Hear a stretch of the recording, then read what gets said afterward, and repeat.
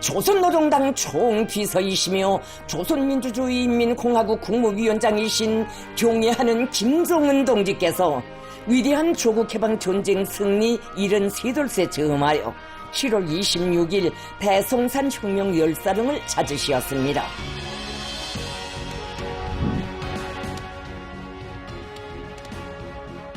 조선노동 지도 간부들과 당중앙위원회, 최고인민회의 상임위원분들, 조선인민군 지휘성원들이 참가했습니다.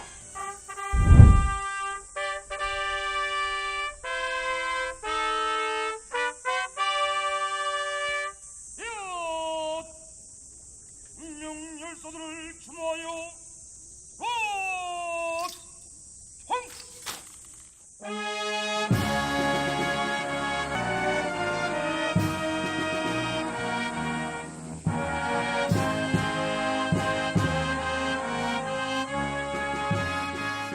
화환 진정곡이 울리는 가운데 김정은 동지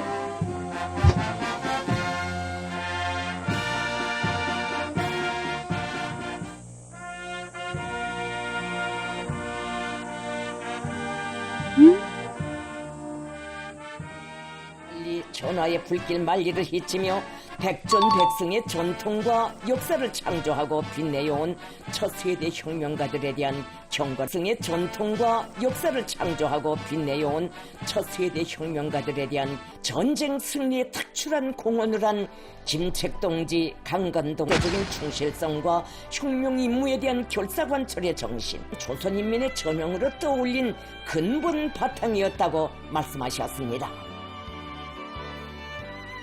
해척과 계승으로 성스러운 우리 위협의 전지민공화국 국무위원장이신 경애하는 김정은 동지께서 전승 73돌세 즈음하였다.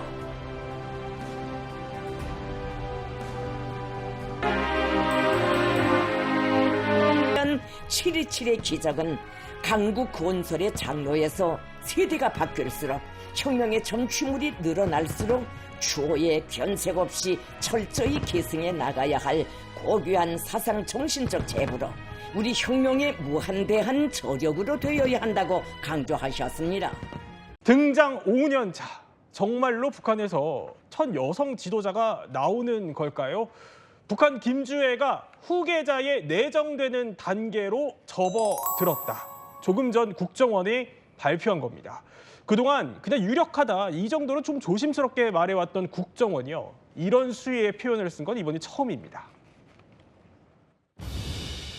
현 단계에서 김주애를 후계자로 판단하는 것은 성급하다라는, 후계자나 수령에 대해서만 쓰는 향도라고 하는 표현을 쓰는 것으로 보아 상당한 정도의 후계자 구도가 어느 정도 굳혀져 가는 것 아니냐. 기본적으로 김주애를 세습을 염두에 둔 하나의 서사를 완성하기 위한 과정으로서 방중했을 것으로 국정원은 분석을. 현장 시찰을 할 때 일부 시책에 대해서 직접적인 의견을 내는 상황 등 이런 후계 내정 단계라는 표현이 가미된 점이.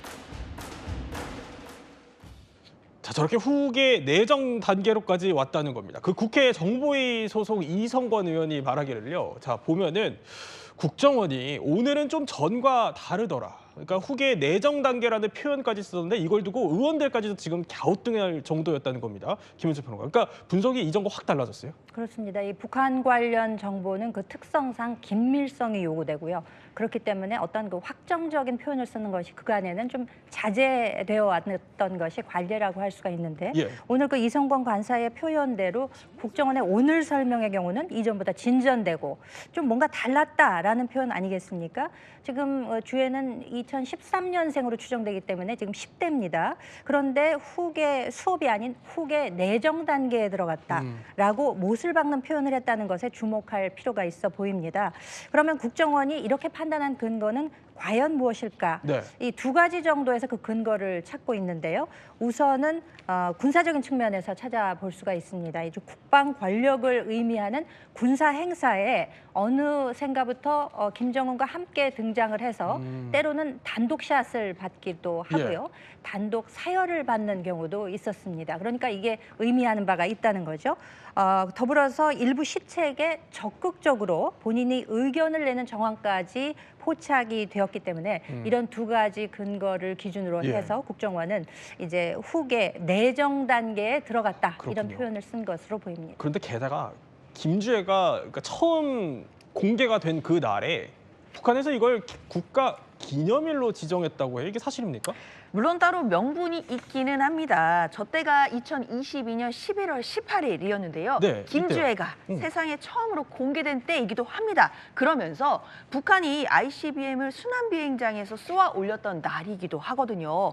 그래서 북한은요, 전날을 국가기념일인 미사일 공업절로 지정을 했습니다. 전문가들은 예. 아직 나이가 어린 주애를 전면에 내세울 수는 없으니까 ICBM 성공을 기념하는 형식으로 존재감을 각인하는 것 아니냐 이런 분석을 내놓았는데요. 결국 김주애의 등장에 의미를 부여한 것만큼은 분명한 것 같고 네. 새로운 기념일을 만들어서 성과를 가시하겠다 이런 의도 있어 보입니다.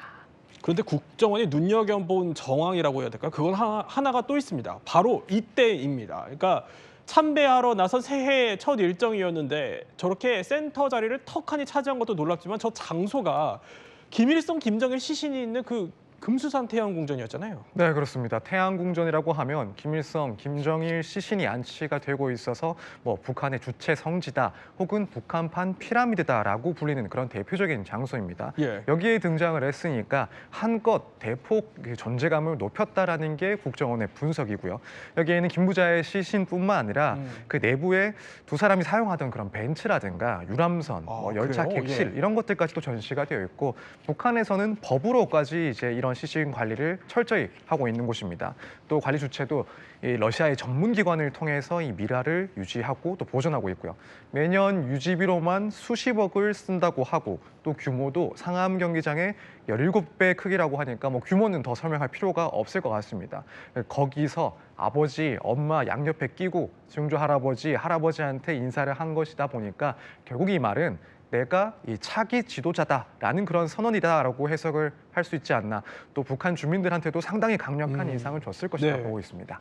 이런저런 사실 뭐 건강설이 나와도 아직은 대외적으로 멀쩡한 김정은이 13살짜리 딸에게 중앙 자리를 턱 내준 겁니다. 자, 보면은요. 이렇게 김정일, 김정은조차도 후계자 시절에 최고 지도자 제치고 정중앙에 간 적이 거의 없다라고 전문가조차도 상당히 의아하게 받아들였었는데 그도 그럴 만한 게 새로운 권력이 나타나면 이런 일이 생길 수 있기 때문입니다.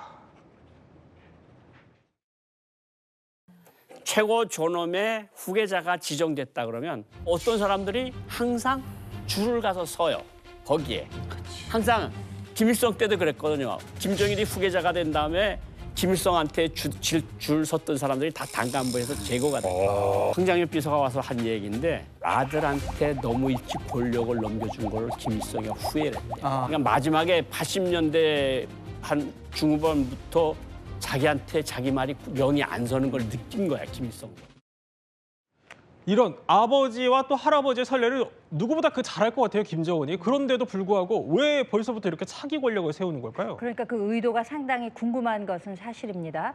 사실 김정일의 경우는 그 승계를 받은 시점을 보자면은 본인 나이 52세 때였고요. 그리고 김정은의 경우에도 빨랐다고 하지만 29세 때 이제 후계를 물려받았던 것이거든요. 네. 그렇기 때문에 아직까지도 10대인 김주애를 왜 이렇게 부각시키는 것인가? 그러면은 정작 나중에 진짜 후계자인 아들은 어딘가 따로 숨겨져 있고 지금 일단 김주애를 저렇게 앞에 내세우는 것이 아닌가 이런 관측들도 상당히 분분했었거든요. 그런데 만약에 이 차기 권력 김주애 이것이 사실이라고 하면 과연 김정은의 의도는 무엇일까라는 점이 더 궁금해지는 것도 사실입니다. 근데 전문가들에 따르면은요, 이제 군과 당의 권력을 어느 정도 장악했는가 이 점에 대해서 김정은이 어느 정도 확정적인 심증을 가지고 있는 것이 아닌가. 자신감이 좀 있다. 그렇죠. 군부와 당을 충분히 통제할 수 있는 정도로 내 권력이 강화돼 있다라고 판단한 것으로 보이기도 하고 또 한편으로 보자면은 굉장히 좀 봉건적인 그런 사회잖아요. 그렇기 때문에 여성 지도자를 내세우기 위해서는 상당한 사전 준비가 필요하다. 장기적인 관점에서의 포석이 필요하기 때문에 이렇게 일찍부터 후계 구도를 내보이는 것이 아닌가 이런 분석도 있습니다. 그렇군요. 또 국정원의 이번 분석으로 김주애의 향후 행보를 더 눈여겨봐야 할 것 같다는 생각이 듭니다. 자, 이번에는 북한 소식으로 한번 넘어가 보죠. 북한 김정은을 태우고 쌩쌩 달리던 백마. 자, 이게요. 알고 보니까 물 건너온 귀한 몸이었다고 합니다. 미국의 한 북한 전문 매체가 김정은의 에마드를 좀 추적을 해봤다고 합니다. 그랬더니 이게 러시아 농장산이었다 이렇게 보도를 한 겁니다. 김현수 평론가. 북한에서 사실 백마하면은 자 영상 한번 볼까요? 김정은이 저렇게 설원을 달리는 저 장면부터 사실 전 떠오르거든요. 근데 알고 보니까 이런 말들이 수입산이었던 거군요. 그렇죠. 타타르스탄이라는 국가를 아십니까? 약간 우리에게는 생소한데요. 예. 러시아 연방공화국 소속의 타타르스탄 자치공화국이라고 있습니다. 그런데 이제 최근 몇 년 사이에 북한의 김정은 국무위원장들뿐만 아니라 북한 장성들이 이 군마를 공급하는 최대 공급지로 타타르스탄 이곳이 부상하고 있다고 전해진 것인데요. 미국의 북한 전문 매체 NK뉴스가 보도를 했습니다. 네. 타타르스탄 정부가 7년간 순종말을 15마리 이상 공급했다고 알려지고 있고요. 뿐만 아니라 이 타타르스탄의 한 농장주에게서 확인을 해봤더니 네네. 북한 열병식에서 왜 이렇게 북한 장군들이 말을 타고 행진하는 모습들이 종종 관찰되지 않습니까? 지금 보시는 저 잿빛 말, 회색 말 역시도 그 타타르스탄의 한 자신의 농장에서 나왔다고 고백하는 것이 밝혀지기도 했습니다. 김정은은 특수기병연대를 따로 두고 있는데요. 김정은은 물론이고 북한의 엘리트 계층 역시 러시아산 수입말을 타고 있는 것으로 밝혀졌습니다. 아니 사실 북한에도 말은 있을 텐데 이게 대체 그러면 어떤 종이길래 내부 북한 경제도 좀 어려운데 저렇게까지 수입산 말을 고집했던 걸까요? 독재자들이 되게 좋아하는 게 있잖아요. 고급 스포츠카나 세단하고 그다음에 고급 요트, 그다음에 명품 말이거든요. 근데 정확히 우리 민국 씨가 들으신 것 같아요. 오를로프 종이라는 게 이게 오를로프 트로터라는 그 종인데 한번 언론에도 났었어요. 김정은이 2019년에 백두산 등정할 때도 이 말을 탔거든요.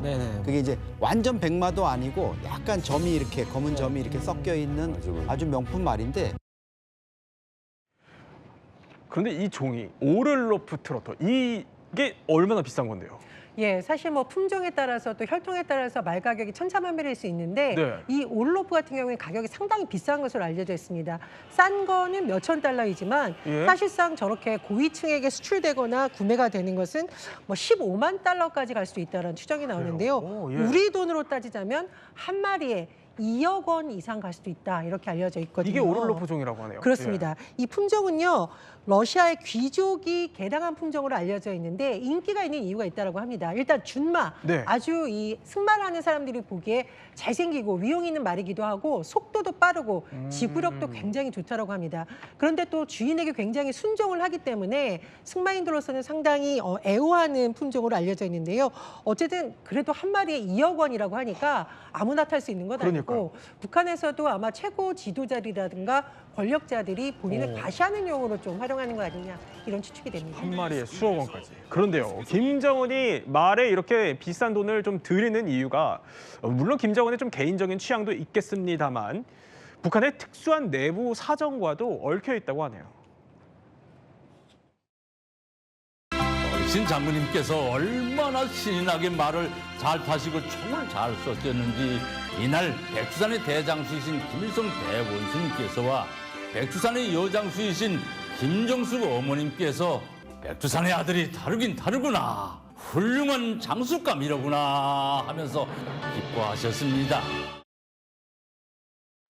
자, 저게요. 그 북한에서 방송된 한 어린이 프로 얘기였습니다. 이 백마탄 초인 이미지가 김현주 평론가. 그러니까 김씨일가 정통성에는 뭐 상당히 중요한가 봐요. 보면은 김정은도 저렇게 한 손으로 말 탄다고 보도하잖아요. 그렇죠. 상당히 능숙하게 승마하는 모습으로 많이 알려져 있죠. 네. 저 장면이 그러니까 굉장히 북한에 있어서는 상징적인 장면인 것입니다. 사실 김정은의 체중이 2022년 많이 체중이 나갈 때는 140kg 정도로 추정이 된다고 하거든요. 네네. 물론 오르내리는 좀 있습니다만 저 정도 체중이면 사실상 저렇게 말을 타고 질주하는 것이 어렵다고 해요. 하지만 굉장히 승마 실력이 있는 것은 사실인 것 같다라는 분석이 나오고 있습니다. 이 북한 지도자들의 경우에는 대대로 우리가 보통 보는 그 서구식 승마법이 아니라 그 한 손을 저렇게 놓고 타는 북방식 유목 스타일로 승마를 한다고 하는데요. 방식. 그리고 저 백마를 예. 타는 것은 상당히 상징성이 있습니다. 백두혈통의 상징이라고 하는 것이거든요. 그러니까 김씨 일가에게 백마 탄 초인 이미지를 부여하는 거죠. 대대로 저렇게 내려오고 있습니다. 선대인 김일성 시절에는 백마를 타고 항일 무장투쟁을 했다는 설화가 전해지고 있고요. 이어서 그 후대인 김정일 장군님 백마 타고 달리신다라는 노래를 제작할 정도로 이러한 그 정도. 초현실적 이미지 선전을 선동술의 일환으로 사용하고 있는 것입니다. 이제 그것이 대를 이어 내려와서 예. 김정은에 이르러서는 한 손을 놓고 저렇게 달리는 모습으로 상징화되고 있다라고 보면 될 것 같습니다. 지금 보면 김정일이 백마 타는 모습도 또 보도를 했었네요. 이렇게 북한에서는 그러다 보니까 누가 실세인지 좀 보고 싶으면 김정은 옆에서 같이 말 타는 사람을 한번 보면 된다, 이런 말도 있다고 하는데요. 김주애 생각을 해보면 김주애가 후계자 아니냐 이런 말이 나왔던 것도 그러니까 아무도 몰랐어요. 김주애 말이 이때 등장해서 그랬던 것 같아요. 그렇습니다. 바로 저 순간인데 저게 2023년 2월 8일 바로 평양의 김일성 광장에서 열렸던 북한 건군절 75주년 열병식이었습니다. 당시 이제 김정은의 딸 주애 씨의 백마가 처음으로 공개되던 순간인데 조선중앙TV에서는 이때 당시 이제 김정은 위원장의 명마 뒤에 사랑하는 자제분께서 제일로 사랑하실 충마가 그 뒤를 따라 열병 흐름을 이끌어간다, 이렇게 이야기를 했거든요. 그러면서 이제 김주애가 백두혈통의 상징인 백마를 갖고 있고 그리고 이제 그 말이 열병식에 참여한 거를 이제 공개적으로 천명을 하면서 그래서 이제 김주애 씨가 결국은 이제 이 통수권자인 김정은의 딸이고 정통성 있는 백두혈통의 4세대다. 이렇게 이제 공표를 하려는 의도인 것으로 해석이 되고 있습니다. 그러니까 북한에서는 이 말이라는 게요, 곧 권력의 상징이자 또 정권 정통성 그 자체인 겁니다. 심지어 코로나로 그 몇 년 동안 국경을 좀 봉쇄했다가 북한이 이게 풀리자마자 또 들여온 것도 식량보다는 김정은의 말이 먼저였다, 이런 얘기도 나옵니다. 이렇게요. 러시아에서 먼저 이렇게 딱 차단이 봉쇄가 해제되면서 러시아에서 처음 들어온 게 이게 러시아 오를로브종 순종 말이었다. 네, 그게 기차로 들어왔다라는 말을 들었어요. 이건 거짓말일 것이다. 파란 풍을 씌운 이게 열차가 이렇게 들어왔는데 열차에 뭐가 들어있는지 밝혀질까 봐 안전원들이나 보안원들이 그 10m에 하나씩 이렇게 줄을 이렇게 서가지고 차단을 했던 거예요. 거기 붙은 거예요. 붙었는데 즉시 이렇게 사살을 했다고 하더라고요. 기차가 지나갈 때 들어보니까 그게 말 울음소리 같이 이렇게 짐승 소리가 들렸다는 거예요. 그게 좀 충격이었어요. 그 코로나 시기에 진짜 그 코로나에 걸려 죽은 사람보다 이렇게 굶어 죽은 사람들이 너무 많은데. 사실 코로나 때 그 북한이 국경이 막혀서 이때 너무 힘들다 보니까 제2의 고난의 행군이다, 이런 말까지 나올 정도였는데 주민들이 그러면 저걸 보고 무슨 심정이었겠어요? 그러니까 북한 내부의 상황에 대해서는 우리가 정확하게 짐작하기는 어렵습니다만 사실 많은 외신들은 이런 현상을 주목할 수밖에 없었습니다. 2022년 11월 북한과 러시아가 철도가 재개됐었죠. 그런데 로이터가 전한 바에 따르면 그 철도에 이렇게 어려운 상황에서 소위 북한의 인민을 위한 식량이 거기 실려 있는 것이 아니라 말이 실려 있었다, 이렇게 전한 바가 있습니다. 30마리의 말이 호송됐다라고 하는데 바로 그 달에만 51마리가 북한으로 이렇게 건너갔다고 합니다. 예. 저희가 아까 말 한 마리가 뭐 몇천 달러에서 우리나라 돈으로 뭐 억대까지 갈 수 있다라고 하니까 추정해 보면 말을 수입하는데 상당한 금액이 쓰였을 것으로 추정이 되고요. 또 2024년 북한에 엄청난 홍수가 발생했습니다. 사망자 수가 1000단위를 넘어간다라는 소식이 나올 정도였는데요. 사실 북한에서도 저런 모습이 공개된 바 있고 김정은 같은 경우에는 뭐 이렇게 근접하기가 어려워서 기차로 이동했다, 이런 소식도 전해진 바 있습니다. 근데 문제는요, 이 수해 복구도 아직 완전히 안 된 상태에서 말이 또 24마리가 수입됐다, 이런 소식이 전해지고 있기 때문에 북한에 상당히 어려웠던 경제 상황, 하지만 고가의 말이 수입되는 이 모습이 좀 대조적으로 비판적 여론을 외신을 중심으로 일어나기도 했습니다. 북한 김정은의 말 이야기 한번 살펴봤습니다. 너무 예뻐하는 딸이라 그런 걸까요? 김주애가 또다시 아빠 김정은과 등장을 했는데요. 이번에는 좀 무시무시한 곳을 데려갔습니다. 자, 장소도 장소지만요, 최고 존엄인 아빠 앞에서 김주애가 좀 이례적인 행동까지 선보였다고 합니다. 대체 무슨 일인지 바로 밑그림부터 한번 볼까요? 자, 이겁니다. 북한에서 상상하기 어려운 행동이죠. 김주애 코트에 주머니 손에 딱 넣고 있는 겁니다. 아빠 앞에서요. 물론 아무리 아빠라고 하지만 북한에선 최고 존엄인데 이게 그냥 찰나의 영상 캡처한 것도 아니고 이걸 사진으로 그냥 작정하고 내보냈던 거예요. 그렇죠. 100번 이해해서요. 예. 날이 추워서 손이 시려워서 주머니에 넣나까지 제가 생각을 해봤는데 예. 그럼에도 불구하고 이런 사진이 공개가 되었잖아요. 의도가 있다고밖에 볼 수 없을 것 같습니다. 네. 뭐 영상이었다면 찰나의 캡처였다라고도 볼 수 있겠지만 그러니까요. 지금 아빠 앞에서 딸이 아무리 딸이라고 해도 나이를 고려할 때 지금 14살 정도로 추정이 되고 있는데 주머니에 손을 넣고 이 주변을 살피는 모습 굉장히 높은 지위의 사람처럼 행동하고 있습니다. 9장의 사진이 공개가 되었는데 예. 이 중 4장에 이 딸 주애의 모습이 담겼다는 점도 굉장히 의도적인 노출이 아닌가라는 생각이 듭니다. 그러니까 절반이 김주애 사진이었다라는 건데. 근데 이뿐만이 아니에요. 제가 아까 어마무시한 곳이라고 했던 이유가 아까 뒤에 보면은 그 방사포 크기가 엄청 크거든요. 이거를 시험 발사하는 현장에 데려갔는데 여기 이제 아빠로부터 군사 브리핑까지 들었어요. 그렇습니다. 지금 사진을 잘 보시면은요, 김정은 위원장이 뭔가 김주애에게 마치 자세하게 혹은 뭐 브리핑을 하는 것 아니냐 싶을 정도로 예. 이런 모습이 그대로 노출되고 있습니다. 추정컨대 아마 이동형 상황실이 아닐까 싶은데요. 말 그대로 상황실에서는 이거군요. 참모들이 예. 브리핑을 하고 최고 지도자나 권력자가 설명을 듣고 지시를 하는 형태인데 오히려 뭔가 반대되는 듯한 모습을 보여서 그러네요. 굉장히 이례적으로 보입니다. 그리고 최근에 이런 사진이 공개된 적이 있는데요. 김지혜는 앉아 있고 김정은은 옆에 서서 함께 시험 사격을 지켜보는 상황도 공개됐다라고 하는데 사실 김정은 위원장이 현장을 다니다가 예. 좀 건강상의 문제 때문인지 의자에 앉거나 이런 모습이 노출된 적이 있거든요. 그런데 이렇게 뭔가 중심에 김지혜가 있고 오히려 김정은이 뭔가 설명해주는 듯한 이 모습을 노골적으로 웹에 공개한 것은 사실상 후계자로서의 존재감을 부각시켜주는 의도다. 이런 해석도 나옵니다. 사실 우리로서 상상하기 힘들어요. 사실 뭐 13살, 14살 딸에게는 예절 교육 같은 걸 가르쳐야 되는데 지금 미사일 교육 가르치는 거냐. 뭐 굉장히 좀 이례적인 장면 같아 보이는데 좀 더 자세히 한번 볼게요.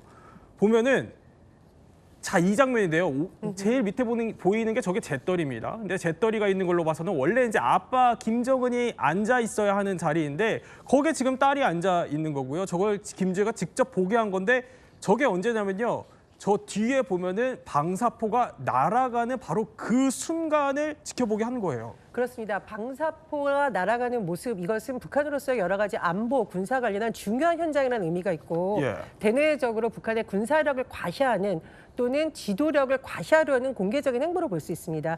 그런 자리에서 어떻게 보면 우리가 왜 센터라고 하잖아요. 중앙의 가장 중요한 자리에 김주애가 앉아 있고 김정은 그리고 아주 소수의 인물만 있는 모습을 부각한다는 것은 그만큼 김주애의 정치적 위상이 높다라는 것을 보여주는 의도로 해석합니다.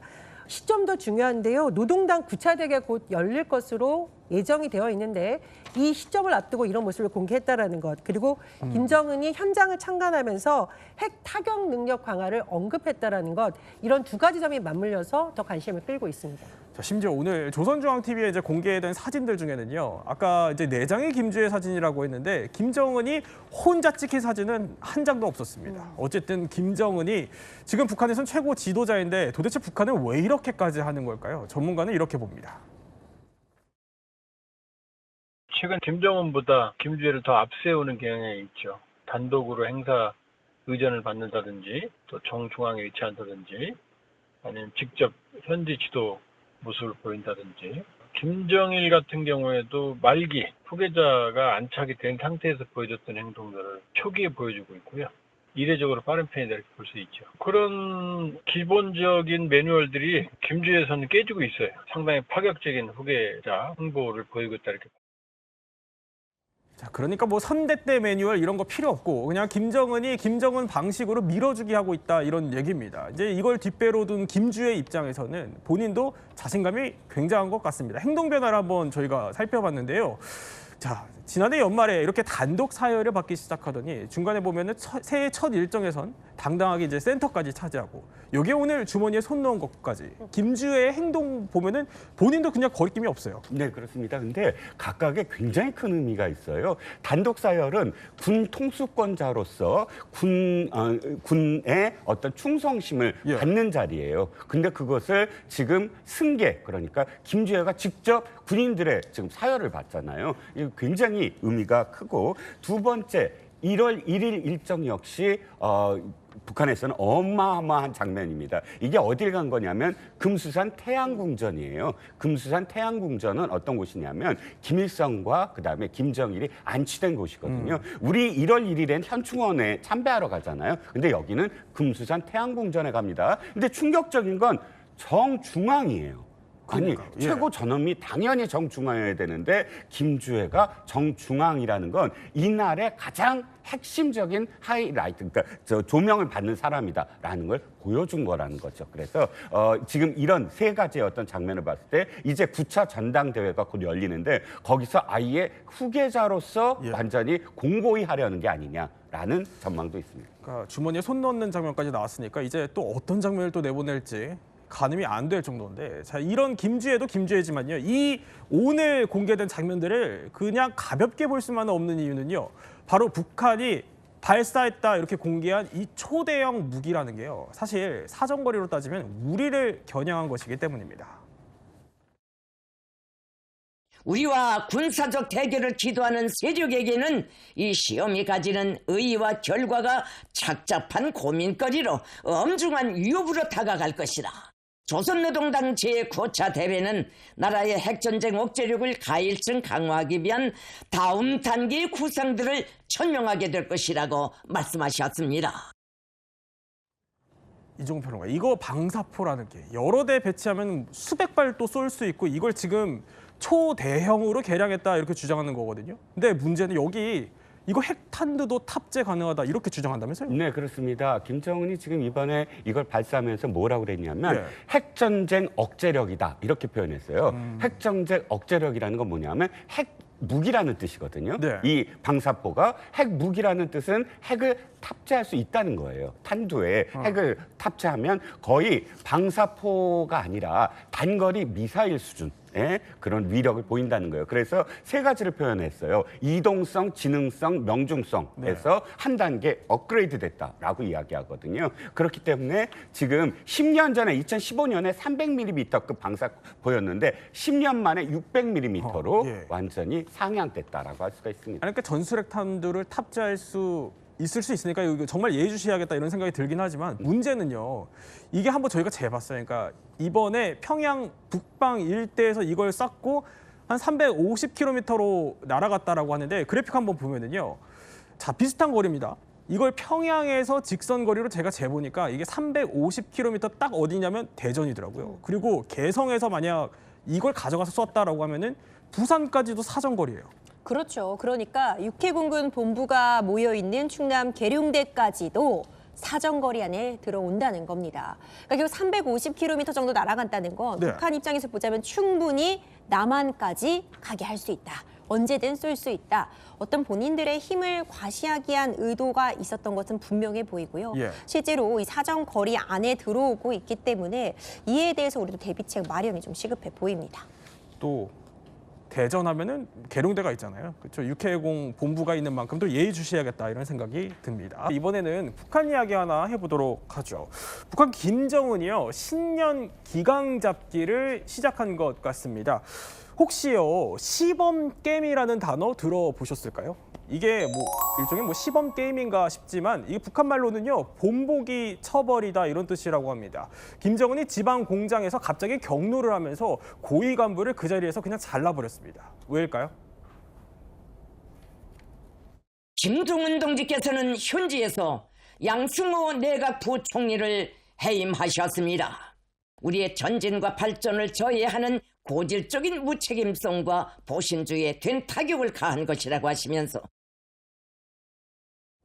박주임에서 그 현장에서 그냥 바로 그냥 잘라버린 것도 있지만 김정은이 한 이 말들이 엄청 센 것 같아요. 네, 뭐 일단 결론부터 무슨 일이 예. 있었는지부터 좀 설명을 드리면요. 이 김정은 위원장이 경제지도 이제 간부들의 문책임과 무능을 이제 공개적으로 질타를 하면서 현장에서 내각 부총리를 이제 해임을 한 건데요. 근데 말씀하신 것처럼 예. 이 비판의 그 정도가 굉장히 높습니다. 뭐 예를 들면 부총리가 일을 되는 대로 해먹었다. 무능한 지도 일꾼이다. 네. 위치에 맞지 않는 사람이 결국에는 경제적인 손실을 초래했다라고 하면서 나갈 수 있을 때 제발로 나가라라고 해서 굉장히 사실 고위 간부잖아요. 부총리라고 하면 이제 네. 고위 간부를 향해서 굉장히 강도 높은 비난을 했습니다. 아니 나갈 수 있을 때 제발로 나가라 이거를 김정은한테 들었으면은 사실 주변 간부들도 엄청나게 떨지 않았을까 싶어요. 근데 대체 그럼 이 사람이 뭘 하는 사람인데요? 일단 우리나라에서는 장관급 직책이다라고 보시면 될 것 같은데요. 당 조직으로는 부장급에 해당을 합니다. 일단 기계공업이라는 부분이 군수공업과 직결될 뿐만 아니라 다른 산업 전반을 이루는 이 핵심 부분인 만큼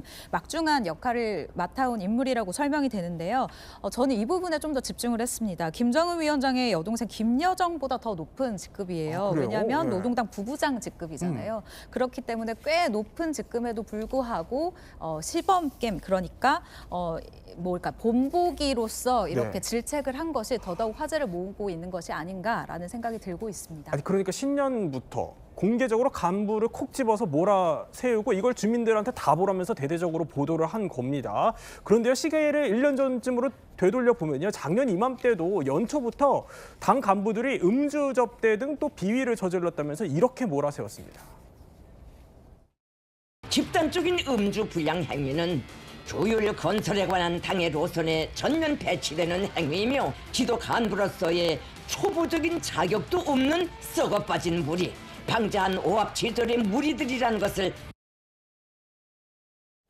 썩어 빠진 물이 뭐 방자한 오합지졸이다라고까지 몰아세운 건데, 근데 이 사람들이 이후에 처형됐을 수 있다 이런 보도도 있었어요. 그렇습니다. 왜냐하면 이제 그 피바람이 부는 사안이라서 이건 공개 처형됐을 가능성도 있다라는 이제 얘기가 나왔는데, 이 사건을 제가 잠깐 설명을 드리면 우시군이라는 곳에서는 이제 아마 그 감찰 단원들이 민가를 다니면서 저 닭이라든가 돼지라든가 이런 것들을 막 그냥 약탈한 모양이에요. 그래서 자기들이 임의적으로 사용했던 모양인데, 그것은 사실 인민을 해하는 행위 아니겠습니까? 그러니까 아주 그 김정은 입장에서는 노발대발한 거고, 또 하나 이제 온천군에서는 지방 간부 한 40명이 지방경제발전 회의를 한다고 사람들 모아놓고 저녁을 하면서 여성 봉사원들, 이른바 적개건들과 같이 했다는 거예요. 근데 흥이 더 오르니까 이제 문란한 행위까지 이뤄졌다, 이런 것들이 이제 김정은에게 보고가 된 것 같습니다. 그래서 아주 격노를 하면서 썩어빠진 행위, 특대형 사건으로 이거를 규정하고 이거는 도저히 묵과할 수 없다, 이렇게 강력히 했는데, 지금 최근에 김정은 위원장이 이렇게 강하게 이게 이른바 시범게임 같은 걸 하는 걸 보니까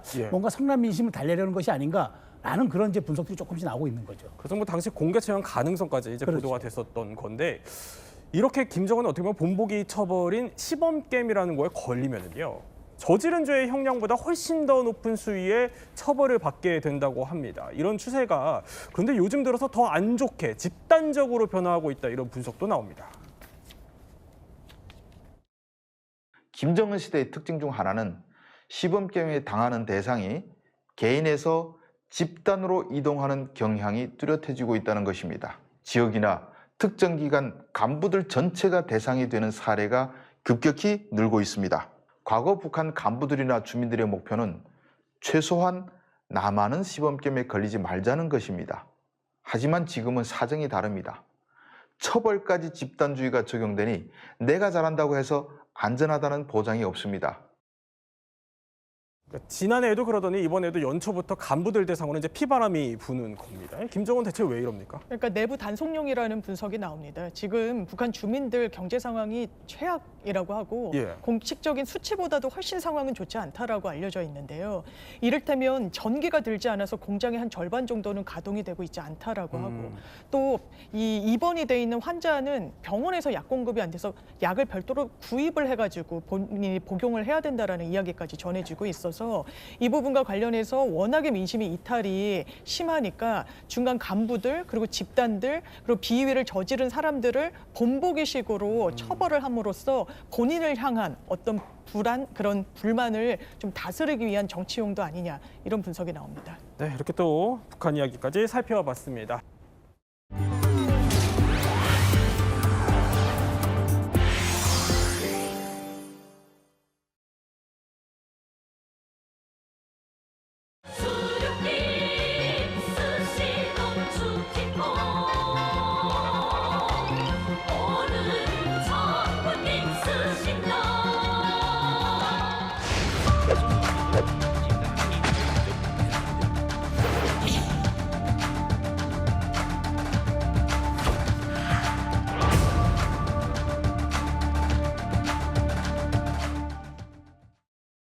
자, 요즘 북한에서는요, 그냥 뭐 단순히 김주애를 띄우는 걸 넘어서 우상화 단계까지 접어들었다, 이런 정황들이 나오기 시작합니다.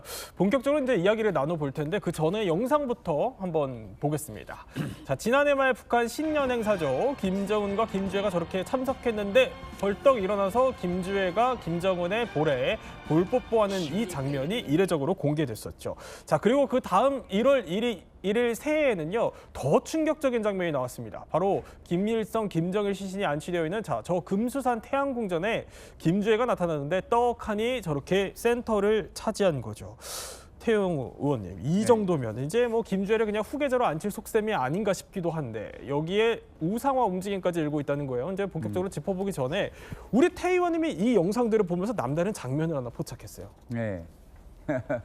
이제 그 김주애가 김정은에 다가가서 그 뽀뽀하는 장면인데 이게 북한에서 우리가 소위 말하면 새해 카운트다운 하는 순간이거든요. 네네. 그래서 하나, 둘, 셋 하고 새해가 시작되는 그 지점에 축포가 터집니다. 그런데 그 전까지 이렇게 머리고 숙이고 있던 김정은이 척호를 펴면서 밑선으로 턱 김주애를 칩니다. 툭 하고. 먼저 치는 거예요? 네. 그러니까 아마 연출을 하고 나온 것 같아요. 이렇게 마지막 카운트다운에서 새해 넘어가는 순간에 아버지한테 와서 뽀뽀해라. 근데 아마 뭐 축포가로 가니까 잠깐 집중을 못했던지 김정은이가 턱 뒤를 치며 손으로 턱 무릎을 치니 김주애가 다가가서 저렇게 뽀뽀하거든요. 그런데 더 과가는 갑자기 저렇게 김주애가 김정은에게 뽀뽀하니까 뒤에 있는 저 수행성원들이 어쩔 줄 몰라서 눈길을 어디에 둬야 되는지 막 당황스러워하는 모습도 뒤에서 보이고 있습니다. 그러니까 김정은이 먼저 신호를 줬다, 이거. 네, 그러니까 저건 분명 저건 연출된 그런 이제 장면입니다.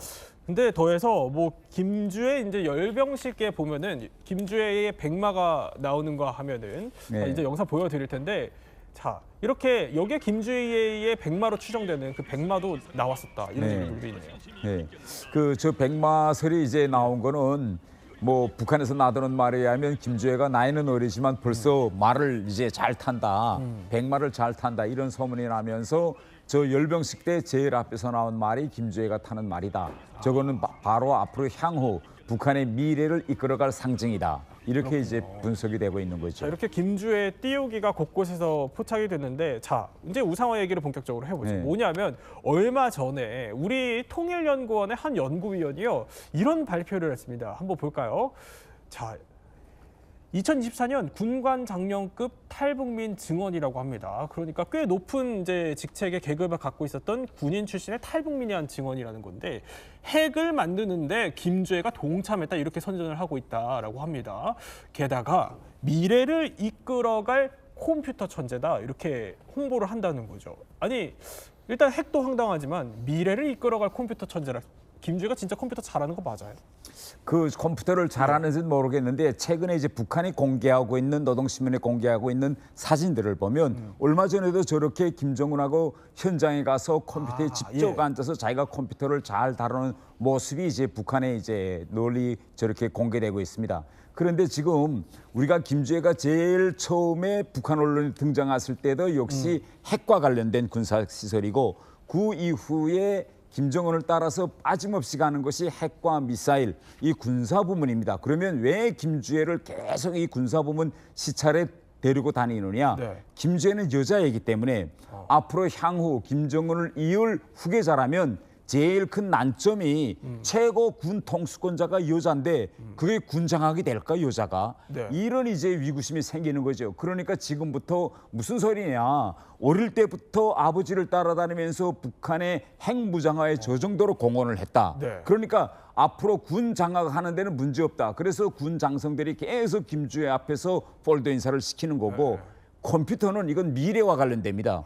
향후 펼쳐질 미래 세대는 결국은 AI 시대, 컴퓨터 세대인데 미래를 내다본 북한의 미래에서 바로 이 김주애가 나이는 어리지만 저 나이에 저렇게 컴퓨터 천재고, 컴퓨터라고 하면 모르는 것이 없다. 그러니까 군과 미래를 상징하는 이미지를 만들려면 핵과 군사, 그다음에 거기 플러스 알파로서 컴퓨터 천재, 이 이미지를 지금 만들고 있는 거죠.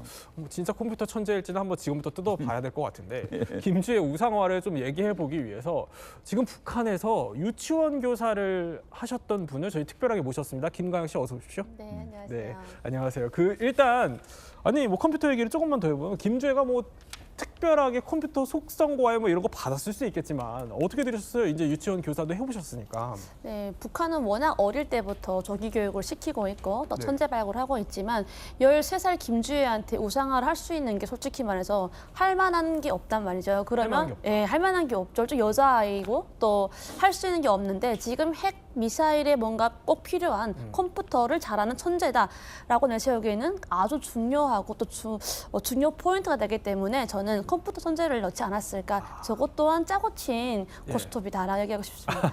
근데 그나마 주민들이 좀 믿을 만한 얘기다. 그렇죠. 네, 왜냐하면 북한은 워낙 어릴 때부터 컴퓨터라든가 이런 것들을 저게 천재로 발굴해서 올려가거든요. 네. 그러면 어릴 때부터 키우기 때문에 김주혜 역시도 또 그런 천재 중에 한 명이다. 뭐 이렇게 특출한 인물이다라고 홍보를 하는 거죠. 그런데 이 지금 우상화 작업 얘기를 하다 보니까 어딘가 좀 익숙합니다. 뭐냐면 아버지 김정은 때로 거슬러 올라가면 지금은 좀 그래도 컴퓨터 천재는 믿을 만한 걸로 했다는 거예요. 아버지 때는 어땠나요? 아버지 때는 더 심했죠. 사실은 뭐 우상화가 아니라 거의 신격화하는 작업을 굉장히 오랫동안 해왔는데요. 네. 김정은의 이 어렸을 때를 조금 뭐 그들의 보도에 따르면 뭐 한번 되짚어 보면요. 3살 때 일단 총을 쏘기 시작합니다. 3살 때? 네, 그리고 자동차 운전을 벌써 3살 때 이미 시작을 해요. 네. 자, 그리고 6살 때는 승마를 시작을 하고요. 9살 때는 뭐 유럽에 갔는데 거기에 그 유럽의 그 보트 전문가가 있었대요. 근데 보트 전문가가 약간 조금 원하는 걸 안 해주니까 김정은이 스스로 9살 때 보트를 몰아서 유럽의 보트 전문가를 이겼다. 9살 때? 9살 때요. 네. 근데 9살이 보트를 운전하는 게 맞나? 이런 생각이 좀 들기도 하는데. 페달에 다리가 닿아요? 9살 때? 그것도 좀 궁금하긴 한데. 그렇죠. 그리고 또 유학 다녀왔잖아요. 예. 유학 시절에 영어, 독일어, 프랑스어, 이탈리아어를 완벽하게 깨달았다라고 하는데 요즘 보면 통역을 쓰고 있거든요. 예, 뭐 그런 상황입니다. 그렇군요. 아니 뭐 9살 때는 생각해보니까 할 수도 있겠다는 생각이 들긴 하는데 3살 때 운전하는 거는 이게 페달이 안 닿을 것 같다 이런 생각이 들거든요. 태우. 저건 내 생각에는 아니 그 어린 나이에 발에 페달이 닿겠습니까? 아마 아버지 무릎에 앉아서 차를 몰고 그걸 가지고 직접 몰았다. 뭐 이렇게 우상화 작업에 활용하고 있지 않는지. 그런데 우리 태 의원님이 이제 아무래도 북한에서 또 고위직을 계셨다 보니까 김정은 띄우기, 이른바 이 우상화 작업 같은 거에 같이 좀 동참을 하셨어야 될 것 같거든요. 이거 관련된 일화가 있으시다면서요? 예. 이 안과 병원과 관련한 이야기인데 북한에서 뭐 여러 이제 의료 계통에 다 낙후하지만 제일 낙후한 분야 하나가 이게 눈 안과입니다. 어느 정도 낙후한가면 북한의 백내장 수술을 도와주려는 네팔 의사들이 갑니다. 네팔 의사들이 가서 백내장 수술을 하는 정도예요. 그런데 하루 제가 런던에 있는데 비밀 지시가 내려옵니다. 3층 서기실에서 영국에서 제일 좋은 안과 병원의 설계, 그다음에 그 병원에 안경 상점이 있는지, 그다음에 안경 상점을 어느 정도 규모로 하고 있는지, 바닥은 어떻게 하는지 구체적인 질문지가 다 와서 제가 그때 생각한 게 이제 북한이 지원 네팔 같은 나라에서 의사들을 데려다가 백내장 수술을 시키니 저 안과병원을 어떻게 해보려는가 보다 이렇게 생각하고 영국 런던에 무어필드 아이 호스피털이라는 세계적인 안과 병원이 있어요. 그래 그 병원에 가서 설계로부터 시작해서 내부 걸 다 보냈습니다. 보냈고 여러 가지 또 질문이 계속 와요. 근데 그런가 보다 하고 지나갔는데 그로부터 몇 달 후인 2010년 5월에 김정은이 평양시 안과병원 건설 현장에 갑니다. 거기 가서 여러 이야기들 하는데 제가 그 이야기들 듣고 깜짝 놀랐어요. 어떤 이야기인가 하면 현장에 가서 북한 언론이 보도한다면 설계도를 보면 공사 현장에 가서 아니 안과병원에 왜 문턱이 있느냐. 눈이 나쁜 시력이 나쁜 사람들이 안과병원에 오면 문턱이 있으면 사람이 걸려 넘어지고 안과병원에서는 휠체어를 많이 사용하는데 휠체어가 이거 어떻게 가냐니까 문턱 다 없어요. 이게 사실이거든요. 실제 없어요. 영국은 문턱에. 그다음에 다음 하나는 안과병원의 상징이 눈이냐 동공이냐 이건데 김정은이가 입구에 들어가면서 설계를 이렇게 하지 말라. 병원 상징 십자가를 옮기고 입구에다가 눈을 상징하는 동공을 요라. 뭐 이런 이야기. 그다음에 눈 시력하는 데 가서 이제 시력 그 테스트 종이를 꺼냅니다. 그걸 보고 북한 사람들도 평양 류경 안과병원에서 받은 시력 테스트지를 가지고 외국에 가서 그대로 주면 돈을 내지 않고 그거 가지고 눈을 제작할 수 있게 국제적인 규격대로 시력 테스트지를 뽑아라. 뭐 이런 이야기를 다 안 되는데 제가 그 이야기를 보면서 이렇게 사전에 자료들을 수집해서 자기가 공부하고 아니 지시 줄 거 있으면 사람들 부르다 사무실에서 지시 주면 되지 현장에 나가서 금방 그걸 보고 자기가 알아차린 것처럼 지시 주니까 밑에 사람들이 입을 이렇게 벌리는 거죠. 와 이거 뭐 안과 병까지 이렇게 다 하나. 그러니까 태 의원님이 결국에 연구에서 다 수집해온 첩보를 바탕으로 그냥 준 자료인데 그걸 그 현장에서 터득해서 그 자리에서 척척 해결하는 척척 해결사의 모습을 주민들 앞에서 보여주는 것이. 그러니까 이미 뭐 준비된 자료였는데 마치 이게 척척 김정은이 다 아는 것처럼 연출을 한다라는 말씀이신 거죠. 현장에서 깜짝 놀라더라고 안과 의사들이 그런 말들. 그런데 자 이런 황당한 우상화 작업에는요. 이게 선대부터 이어져 온 일종의 공식이 숨어 있다고 하는데 그 얘기를 하기 전에 진짜 황당한 영상 하나 보시죠.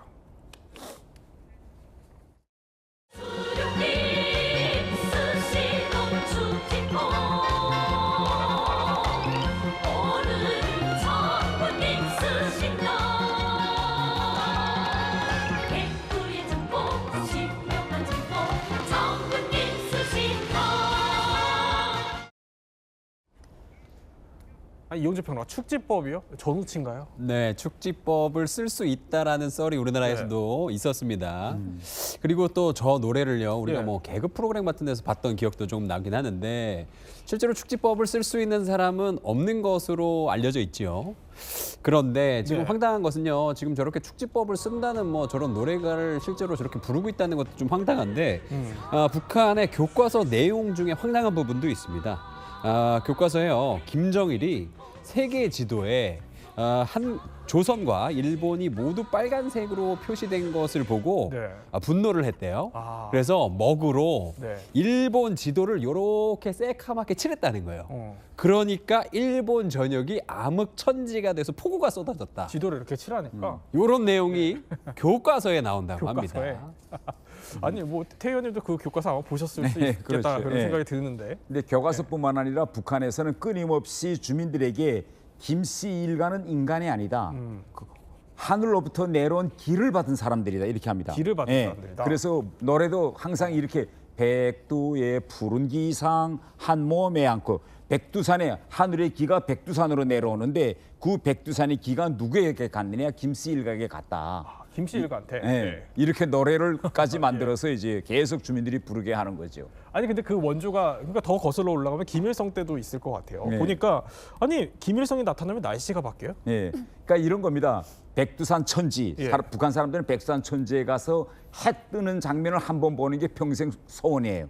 그래서 거기 갑니다. 그런데 실제 올라가면 그날 비가 오고 뭐 구름이 껴서 못 볼 때가 대부분이에요. 그런데 현장에 가면 뭐라고 항상 이야기하는가 하면 김일성이 왔을 때도 이렇게 번개치고 날씨가 흐렸는데 김일성만 올라가면 그 순간에 모든 번개와 구름이 갇히고 해가 비친다. 그리고 내려가면 또 원래대로 이렇게 진동이 온다. 이런 이야기를 끊임없이 하고 그걸 또 영상으로 만들어서 다큐를 만들어서 계속 북한 주민들한테 이야기. 다큐까지? 그럼요. 그래서 항상 북한 영화 보세요. 그러면 김일성, 김정은, 김정일 다 백두산에 올랐을 때는 와 백두산에 길을 반다 해가지고 바람 불면 해가 뜰 때 코트 자락에 날리고 이런 걸 영화를 찍어서 북한 사람들한테 보여주는 거죠. 하늘로부터 기가 지금 내려와서 받는다. 뭐 백두산에 전기가 꽂힌다. 뭐 이런 얘기네요. 그렇죠? 참 황당하기 짝이 없는데 이 김가영 씨도 우상화교 이거 받아봤다고 표현하면 좀 그럴 거예요. 다 당해보셨을 것 같거든요. 네, 그럼요. 아까 백두산 얘기 나와서 그런데요. 저희가 백두산에 살다 보니까 항상 가면은 천지를 보기 힘들거든요. 근데 김정일이 백두산에 가면은 천지를 항상 본다는 거예요. 그거는 왜 신이기 때문에 천지를 보고 온다는 겁니다. 그때 저는 그걸 들으면서 확실히 맞네. 나는 아무리 가도 천지 볼 수가 없었는데 우리 장군님은 신이니까 천지를 보시는구나. 이렇게 믿었던 거죠. 그런데 거슬러서 김정은 때도 제가 아이들한테 가르치다가 보니까 아이들한테 이런 황당한 얘기를 하잖아요. 근데 아이들은 믿는 거예요. 또 직접 가르치셨으니까. 네네. 그래서 저는 그런 것들 보면서 내가 당했던 거를 또 아이들한테 하잖아요. 제가 믿고 있으니까 아이들한테 자연스럽게 믿게끔 교육을 할 수밖에 없거든요. 그러니까 저는 북한에 있을 때 김일성, 김정일, 김정은은 그냥 신 같은 존재. 그들은 한마디 하면은 전 세계가 무서워하는 그런 신 같은 존재라고 생각했습니다. 제가 지금 생각해 보니까 왜 그렇게 믿었지? 왜냐하면 전 세계 뉴스를 모르고 우리는 다른 사람들은 어떻게 사는지를 모르고 북한이 교육하는 것만 보여주고 듣고 하기 때문에 그걸 믿을 수밖에 없었던 것 같아요. 그러면 일단 교육을 직접 하셨다고 하니까 제일 좀 기억에 남는 교육, 우상화 교육 하셨을 때 네. 그런 거 있어요? 김정은이 지금 보면 황당하지만 그때 당시에는 뭐 김정은이 3살 때 네. 아빠 엄마를 태우고 백두산에 올라갔대요. 저는 그때 당시에 그 얘기를 믿었어요. 아 그렇군요. 네. 네.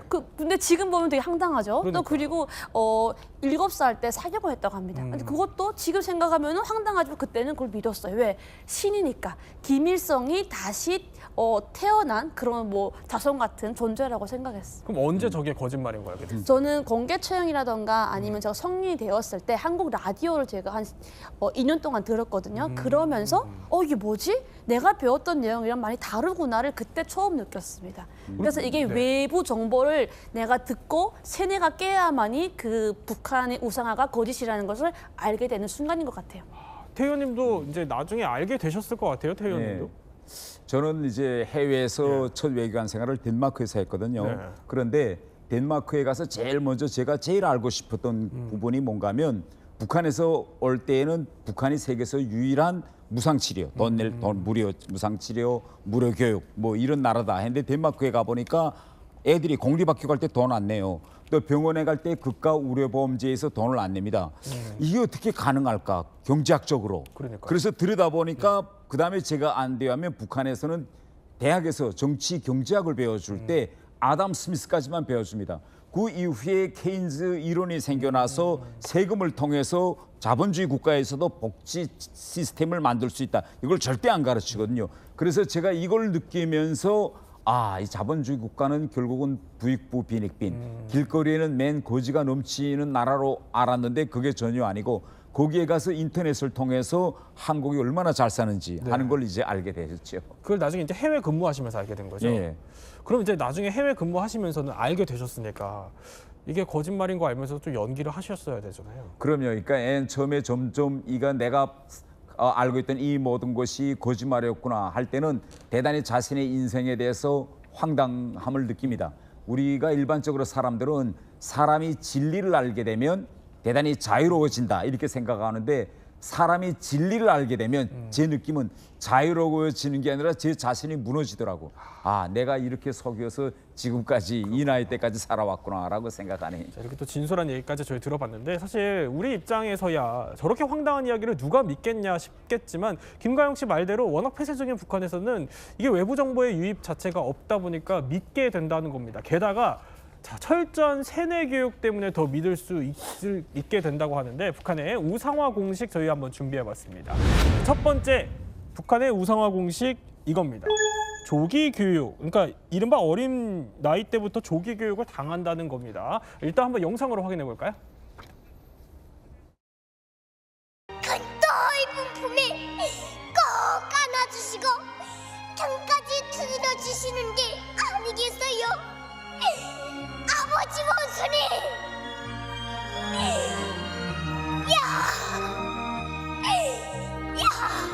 호방반은 망감자 대인단 감자 성우님 사랑 속에 풍년 들었죠. 네가 바라는 곳이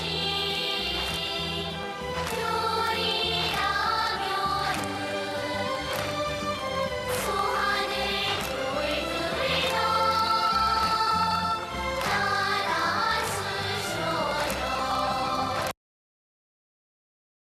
아니 도대체 어떻게 가르치길래 저렇게 어린아이들이 저러는 겁니까? 진짜 예. 피도 눈물도 없이 가르칩니다. 왜냐하면요. 일단은 저는 이런 얘기 하거든요. 우리는 태교를 하면은 클래식 듣지 않습니까? 근데 네네. 북한은 엄마 뱃속에 있을 때부터 우상화 교육을 들어요. 에? 왜냐면요. 어머니가 네. 그 듣는 노래가 북한에서 선전하는 노래를 듣고 있지 않습니까? 그럼 네. 배 안에 있을 때부터 저는 그걸 태교를 한다고 생각이 들고요. 태교부터? 네, 그리고 0살, 3살부터 타가소를 갑니다. 우리를 말하면 어린이집이거든요. 그러면 그 어린이집 들어가는 딱 정문에 김일성과 김정일의 초장화가 있어요. 대형 초장화. 거기에 제일 먼저 깨끗한 옷차림으로 인사를 해야 돼요. 그렇게 시작된 우상화 교육이 죽을 때까지 하지 않습니까? 그러다 보니까 가능하고요. 또 지금 아이들 보면은 막 시를 울면서 막 울어요. 선생님들이 이런 그 매초리를 가지고 울 때까지 때립니다.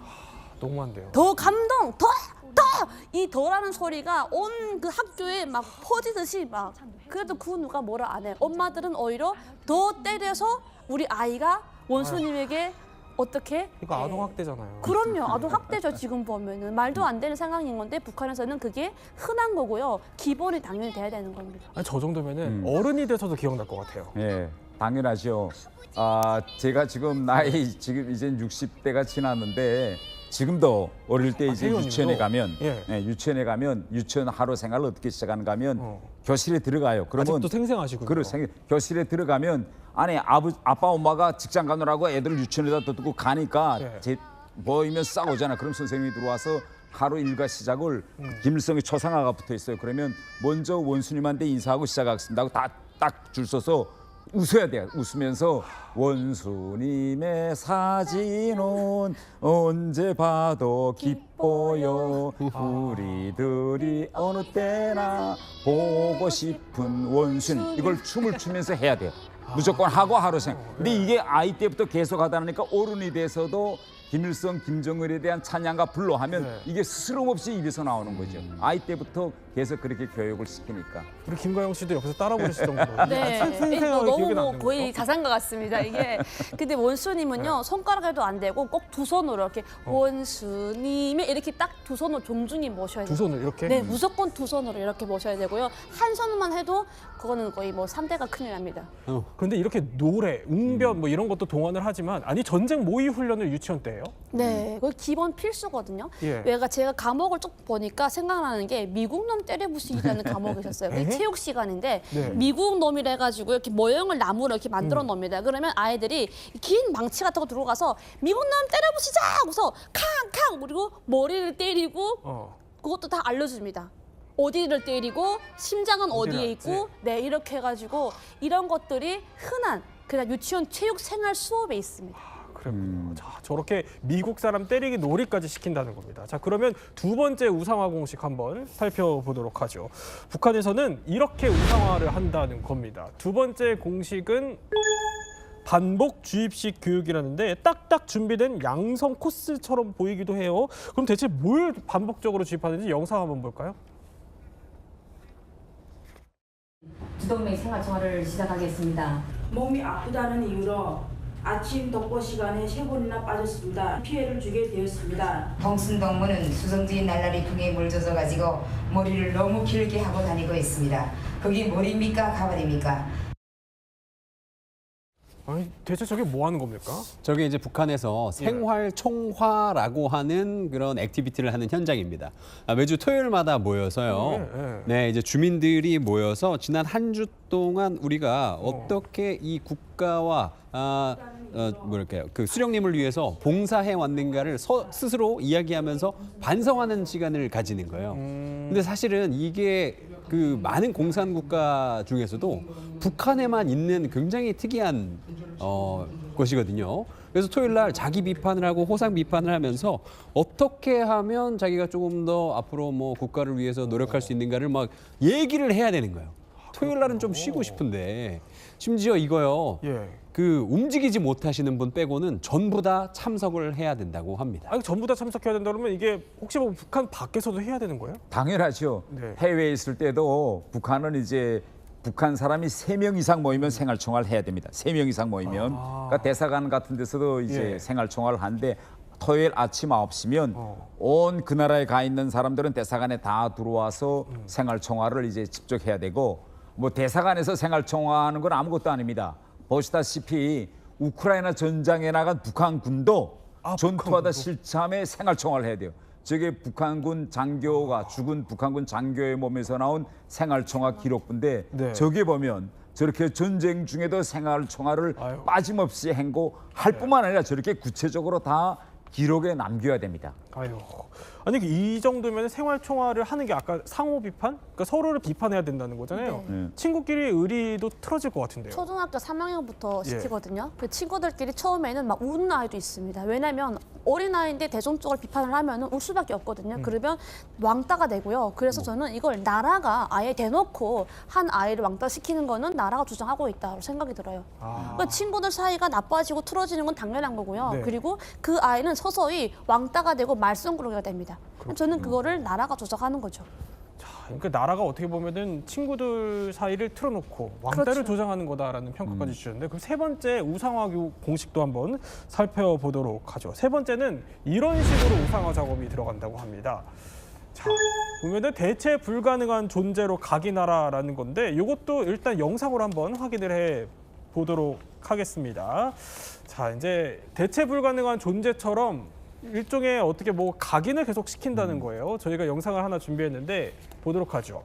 자, 이렇게 북한의 식량 배급 현장입니다. 주민들이 배급을 받으면서 거의 오열에 가까운 듯 눈물을 흘리고 있는데 아니 그러니까 뭐 북한의 김정은이 의식주를 다 챙겨주는 것처럼 일종의 그러니까 유일무이한 삶의 존재, 내 삶을 지탱해 주는 존재 이렇게까지 우상화를 시킨다는 거거든요. 이게 자발적 감정입니까?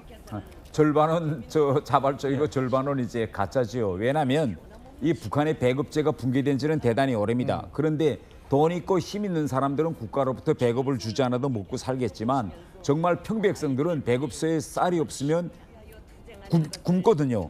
이럴 때 김정은이가 쌀을 내려보내서 이제 방금처럼 논아준다 하면 너무 반갑고 그래도 몇 개는 편히 먹을 수 있겠구나 그런 안도감에서 저절로 모르는 사이 눈물이 나오고 저렇게 카메라가 돌아와서 돌아갈 때는 북한 사람들은 저 앞에서 무조건 눈물을 흘려야 되는 거죠.